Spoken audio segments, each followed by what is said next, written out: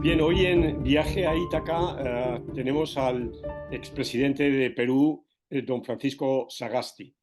Bienvenido a este programa. Muchísimas gracias por intervenir en este programa del Club de Madrid y Latinoamérica 21. Muchísimas gracias. Muchísimas gracias a usted, al Club de Madrid, don Manuel, y me tiene a su disposición. Bueno, para nuestra audiencia y las personas que vean este programa, esta grabación, resumir la figura y la trayectoria vital de Francisco Sagasti es muy complicado, ¿no? Yo me he permitido tomar seis rasgos, media docena de los rasgos de su trayectoria que podría sintetizar de esta manera. De formación muy variopinta, pero fundamentalmente ingeniero, con formación en Estados Unidos, donde también hizo allí su doctorado. Docente tanto en universidades peruanas como norteamericanas, como europeas.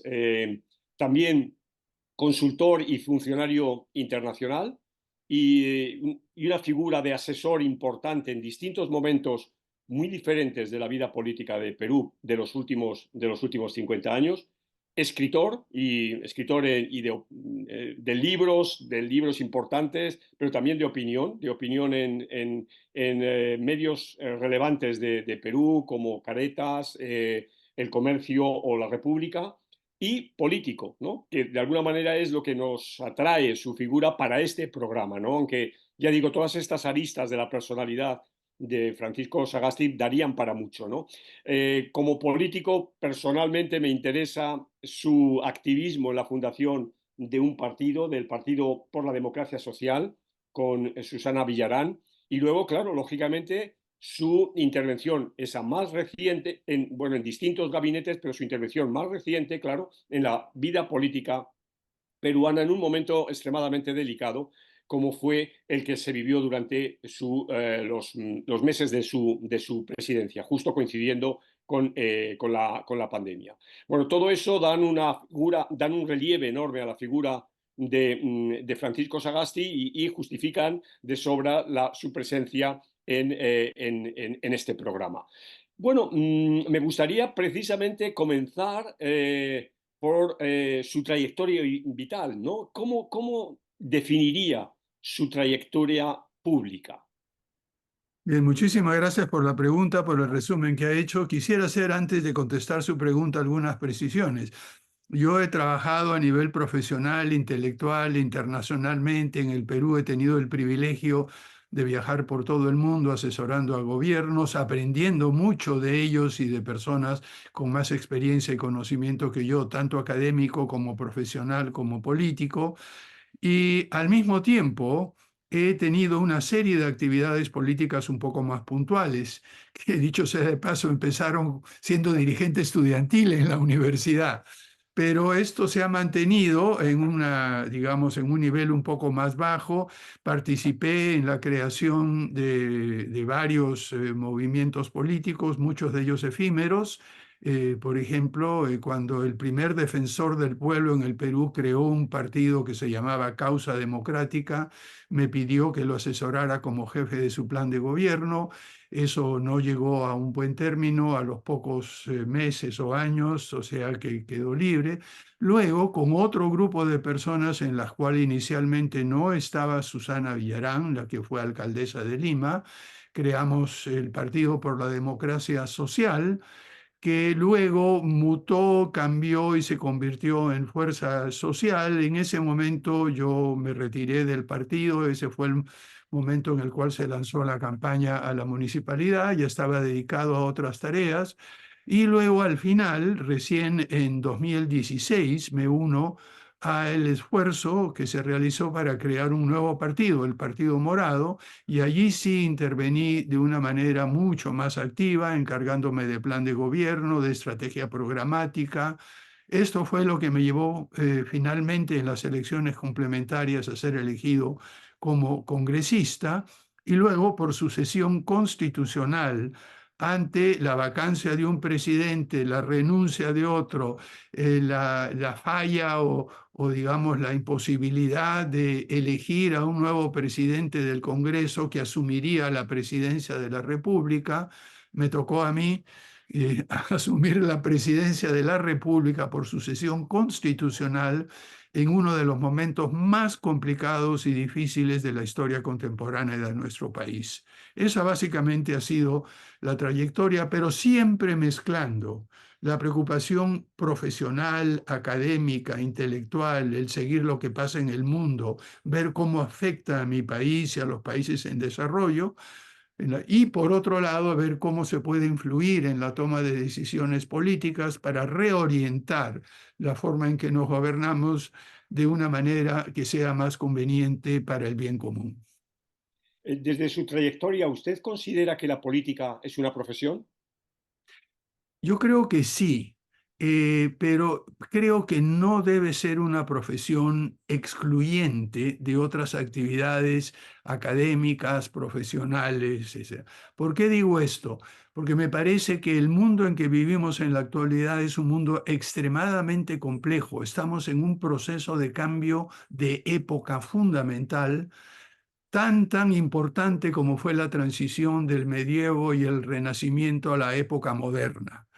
En alguno de mis textos y mis artículos he llamado esto el fin de la era de Sir Francis Bacon, es decir, el fin de todo un período en el cual el dominar a la naturaleza a través del entendimiento, de la comprensión de la ciencia y a través del crecimiento económico desmesurado se convirtió en el objetivo mundial. Eso ha llegado a fin. Y al llegar a su fin, lo que requiere, sobre todo para los políticos, es entender el tiempo en que vivimos, entender cuáles son las opciones reales que existen. Y con una carrera exclusivamente política, dedicada a lo que significa el manejo de partidos, el manejo de alianzas y todo, sin tener esa ventana abierta a lo que es el mundo cambiante, es absolutamente imposible en un momento tan complicado como el que vivimos, el poder tomar las decisiones correctas desde el punto de vista político. Bien, en ese escenario de entender el mundo y de tener un bagaje de experiencias propias, de conocimiento propio para entender el mundo, ¿qué papel deberían desempeñar, si es que deben desempeñar un papel los partidos políticos, en un momento en que es tan difícil, parece tan difícil sustentarlos? Bien, yo creo que vamos a tener que reinventar los partidos políticos. Recordemos, esta es una institución que tiene ya más de 150, 200 años y que se creó, desarrolló, empleó y utilizó en momentos en los cuales la comunicación, sobre todo la forma de llegar a la ciudadanía, era muy limitada. Había que tener representantes, había que tener que escoger, había que buscar intermediarios entre los ciudadanos en conjunto, los ciudadanos de a pie y quienes ejercían el poder político al más alto nivel. Para eso los partidos armaron grupos de trabajo, esquemas, empezaron a plantear ideologías y a lo largo de los años representaban opciones a la ciudadanía que elegía entre uno u otro partido para ejercer el poder y la autoridad. Ahora estamos en una situación diferente. Se ha producido lo que los politólogos llaman un proceso de desintermediación política. El ciudadano puede llegar y lo hace de diferentes maneras, algunas muy buenas y otras muy nocivas, muy malas, a los centros que ejercen el poder. Lo hacen a través de las redes sociales, de los medios de comunicación, de las protestas, etcétera, pero el papel de exclusivamente intermediario que tenían los partidos políticos se ha visto desdibujado. Me parece que ahora los partidos políticos o cualquier otro tipo de institución que pretenda intermediar, sobre todo tiene que agregar puntos de vista distintos. Lo que estamos viendo ahora es en muchos partidos un esfuerzo por dividir, por cortar, por quitar, por buscar los extremos, por exagerar y de esa manera ganar un núcleo muy pequeño de adeptos muy fuertes cuya influencia se magnifica artificialmente a través de las redes sociales.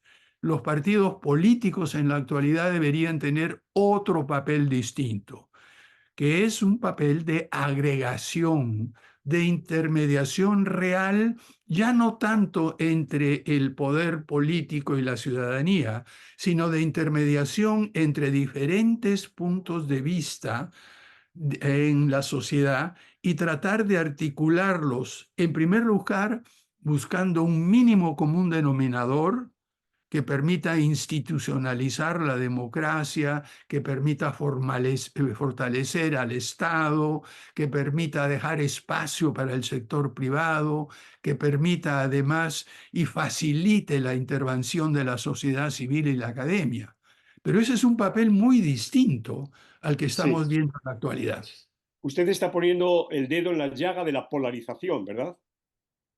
En uno de los aspectos, aquí cito a mi querido amigo Moisés Naim, polarización, posverdad y populismo, ¿no? Las tres P's que caracterizan ahora desgraciadamente a la política en muchas partes del mundo. Y estas tres P's, por supuesto, afectan el papel de los partidos políticos. Y usted con su experiencia, si hubiera que, subrayo este condicional, que organizar una escuela de políticos, de gente que se dedicara a la política, ¿en qué elementos pondría usted más el acento? Mire, el primer elemento es, justo estoy escribiendo algo sobre eso en este momento, que se llama el libro, el título tentativo es Incertidumbre, para entender nuestros tiempos. Yo creo que lo importante es, en primer lugar, entender el contexto global en que estamos. Porque si no nos damos cuenta que estamos en un cambio de época en el cual el futuro de la humanidad, de toda nuestra especie, está siendo cuestionado desde diferentes puntos de vista, del medio ambiente, de los avances tecnológicos, inteligencia artificial, etcétera. Primero tenemos que entender eso. Luego tenemos que entender cómo es que el mundo actual, en términos de relaciones de poder, se ha ido modificando de una forma radical durante los últimos 5 a 10 años en relación con el mundo que surgió después de la Segunda Guerra Mundial. Y esto, lo primero, da un telón de fondo, lo que permite, en segundo lugar, este conjunto de ideas y conceptos sobre lo que he llamado el orden global fracturado, es ver cuáles son los resquicios y los espacios para políticas autónomas que mejoren la calidad de vida de la población. En tercer lugar, tenemos que a estos políticos que participarían en estas escuelas indicarles cuáles son los caminos. Y uno que es fundamental, en que por fin creo que algunas sociedades se están dando cuenta, pero desgraciadamente en muchos países en desarrollo todavía no tenemos conciencia de eso. La crucial importancia que tiene el conocimiento científico y tecnológico y la necesidad de crear capacidades. Y luego de allí habría que hablar y enseñar las formas de gobernar en este nuevo contexto.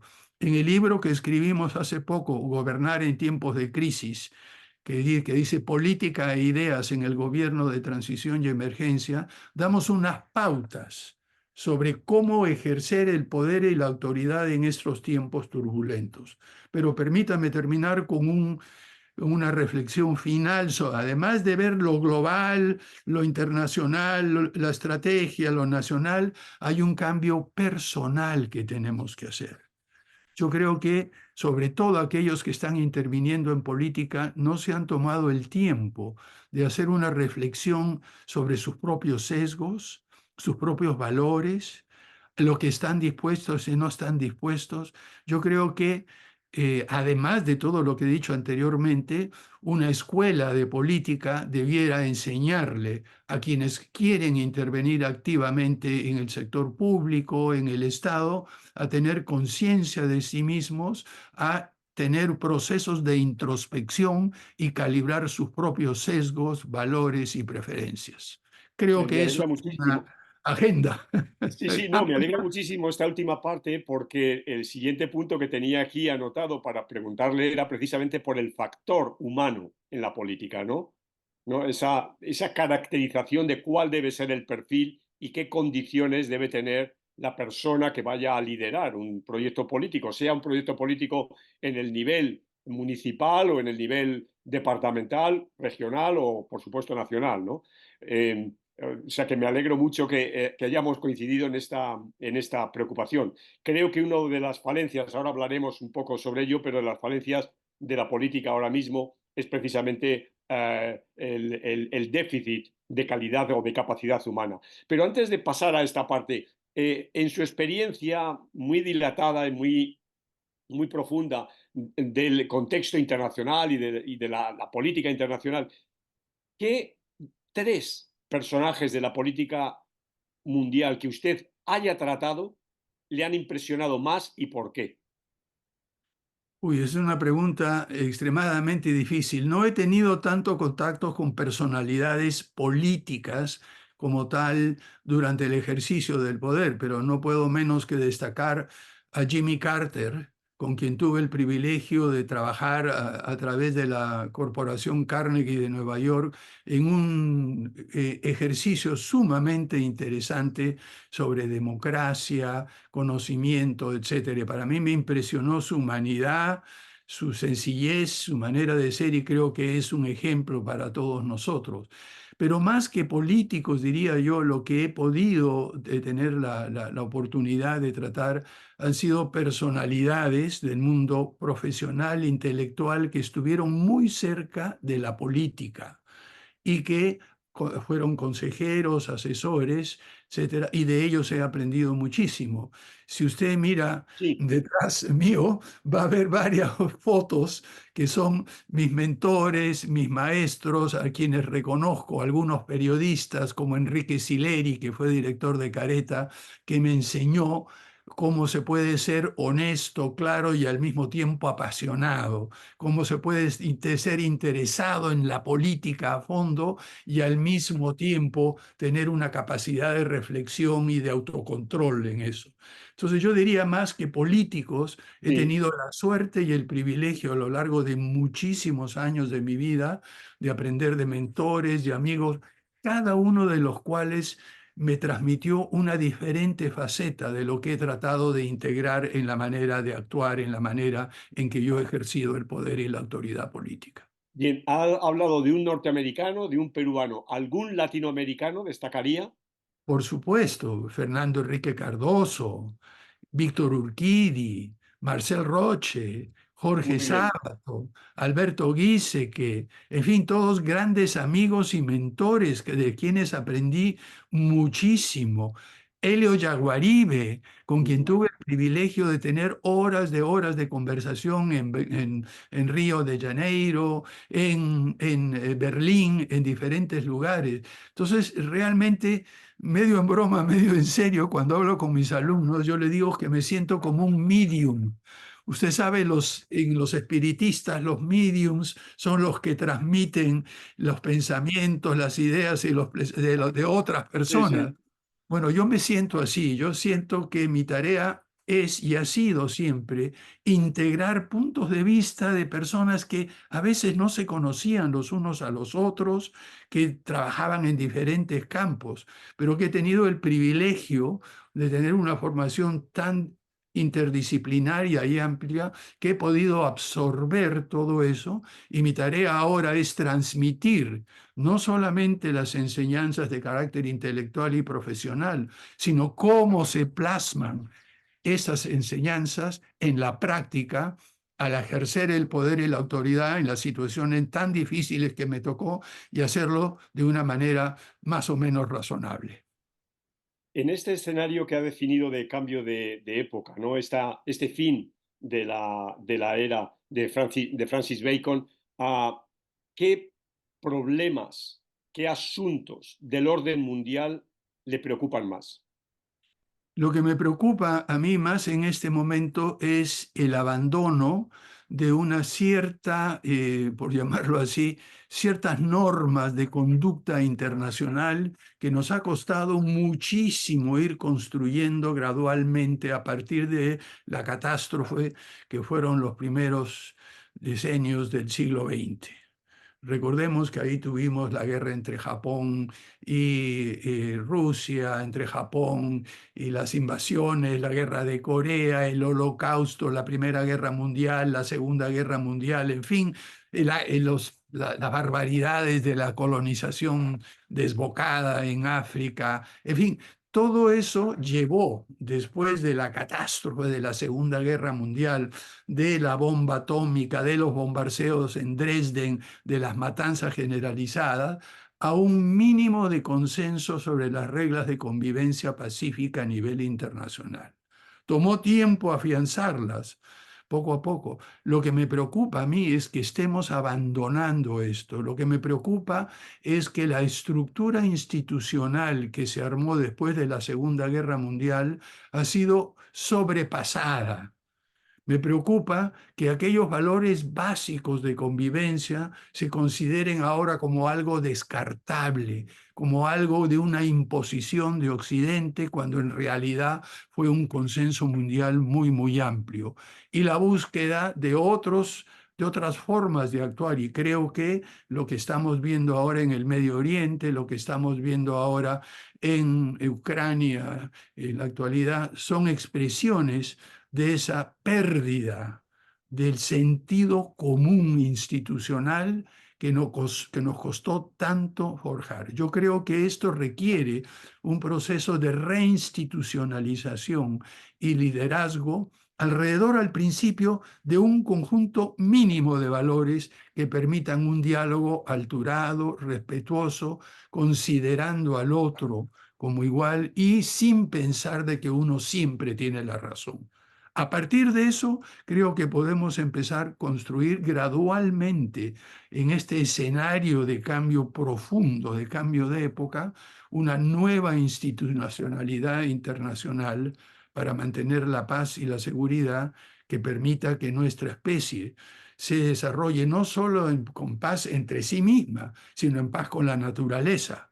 Una cosa fundamental, mire, don Manuel, nos hemos olvidado y que toda la vida en el planeta y sobre todo la vida de nuestra especie depende de la capacidad de regeneración automática de los ecosistemas que sustentan la vida. Y de una forma u otra, por intereses puntuales, por intereses cortoplacistas, estamos destruyendo aquello mismo que nos permitió ser lo que somos ahora y que nos permitirá ser algo más en el futuro. Entonces, paz, medio ambiente, y la relación entre la colectividad y el individuo, todos estos son temas que van a tener que redefinirse en los próximos años. Y en el ámbito regional, en el ámbito latinoamericano, Mire, ahí tenemos un periodo muy difícil, le debo decir. Y es una cosa que hemos mencionado y por eso me alegro de que esta entrevista con usted, don Manuel, tenga lugar en el ámbito del Club de Madrid. El Club de Madrid es un lugar de respeto, es un lugar en el cual los líderes que hemos ejercido el poder y la autoridad política en nuestros países podemos dialogar de una manera abierta, tranquila, sin descalificaciones. Pero lo que vemos en América Latina es algo que para mí realmente me sorprende. Nunca pensé ver a presidentes de uno u otro país insultándose públicamente, descalificándose mutuamente, es decir, no comportarse como estadistas. Yo creo que lo grave que tenemos en la actualidad en la región es que quienes ejercen el poder y la autoridad no tienen la concepción de lo que es ser un estadista, de representar a una nación con toda la diversidad que tienen nuestras naciones y que como jefe de Estado uno está obligado a representar a toda esa diversidad dentro de un país, incluyendo a sus opositores. Y a partir de eso, tiene que mostrar respeto por los otros estados y la manera en que se gobiernan. Entonces, yo creo que el problema central de la región, y no solamente en nuestra región, dicho sea de paso, yo creo que ustedes lo están viendo en Europa, lo estamos viendo en África, lo estamos viendo en Asia, en África de una manera aún más terrible, porque todo esto desemboca en guerras civiles, desemboca en matanzas, etcétera, y lo estamos viendo en el Medio Oriente. Pero volviendo a nuestra región, lo que creo es que necesitamos una nueva generación de estadistas que sepan respetar a los otros estadistas y relacionarse, pese a sus diferencias, de una manera respetuosa, tolerante y pensando en el bien común de la región. Y ya para concluir, ¿y Perú? ¿Cuál es el escenario que usted avizora ahora mismo en Perú? Muy complejo, muy complicado. Lo que estamos viendo es quizá de una manera más visible y clara un deterioro de toda la institucionalidad democrática del aparato del Estado. Estamos viendo de una manera mucho más como focalizada y rápida una serie de cambios que están destruyendo la convivencia pacífica, política, democrática. Dicho sea de paso, como mencioné anteriormente, esto está sucediendo en todo el mundo, pero el Perú es una especie de laboratorio social donde las cosas suceden en pequeña escala y mucho más rápido, y por lo tanto podría decir que anticipan lo que podría suceder en otros lugares.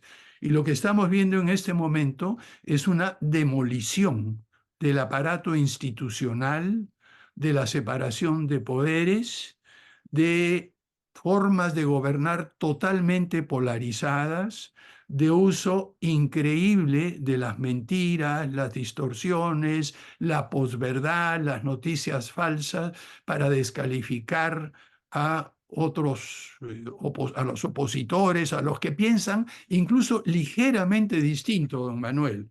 A veces el, la animosidad en contra está más cercano a uno, es mucho mayor Sí, que aquella que nos opone. Y en el caso del Perú, lo que ha dado lugar es que la extrema izquierda se una con la extrema derecha en este momento, básicamente para saquear al aparato estatal y para imponer formas de gobernarnos, entre comillas, que le diría, responden no solo a intereses políticos puntuales, sino están siendo penetrados cada vez más por organizaciones criminales, por el crimen organizado, el crimen desorganizado, tanto nacional como internacional.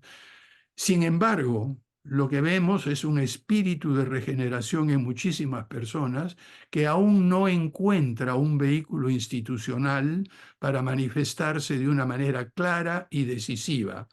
Estamos en un proceso de búsqueda, aquellos que no pertenecemos, y acá permítame que cite a un sí, realmente ilustre historiador peruano, don Jorge Basadre, sí. que en uno de sus libros dijo que el Perú estaba en peligro de perderse por la acción de los congelados, aquellos egoístas que solo piensan en sí mismos y se olvidan de la ciudadanía, de los incendiados que quieren quemarlo todo y destruirlo todo, y de los podridos que quieren ponernos en un charco e meternos a todo. Y lo que terminaba diciendo Jorge Basadre era que tenemos que rechazar a los congelados, los incendiados y los podridos, y que el Perú no se pierda por obra o inacción de los peruanos.